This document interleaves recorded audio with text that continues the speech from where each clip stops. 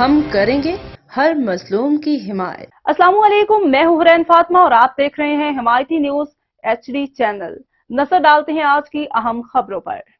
Railway کے electric incharge کی غفلت، بجلی کا کام کرنے والا ریلوے ملازم 11,000 وولٹیج کی تاروں سے کرنٹ لگنے سے جاں بحق۔ ریلوے تھانہ پڑیدن کے قریب TI ٹریفک انسپیکٹر ریلوے کے کوارٹر کے اوپر بجلی تاروں میں کام کرتے ہوئے ریلوے الیکٹریشین غلام مصطفیٰ ڈاری بجلی کی 11,000 وولٹیج کی تاروں سے کرنٹ لگنے سے جاں بحق ہو گیا۔ بتایا جاتا ہے کہ غلام مصطفیٰ ڈاری کا تعلق نواب شاہ سرہاری سے ہے اور پڑیدن ریلوے کالونی میں بجلی کا کام کر رہا تھا اور بجلی انچارج ریلوے پڑیدن زاہد لاشاری کی غفلت کے باعث یہ واقعہ پیش آیا ہے۔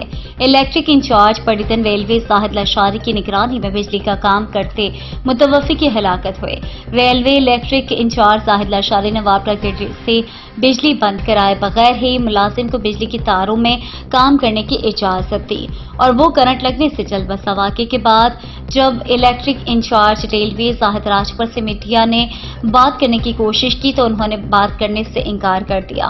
دوسری جانب ریلوے پولیس نے ASI سعید احمد راجپوت اور ضلعی پولیس کے ASI سچل راجپور سے متوفی کی لاش کو ایمبولینس کے ذریعے ہاسپٹل پہنچایا اور پوسٹ مارٹم کے بعد ورثہ کے حوالے کر دی۔ مزید خبروں اور اپڈیٹ سے باخبر رہنے کے لیے دیکھتے رہیں حمایتی نیوز HD چینل۔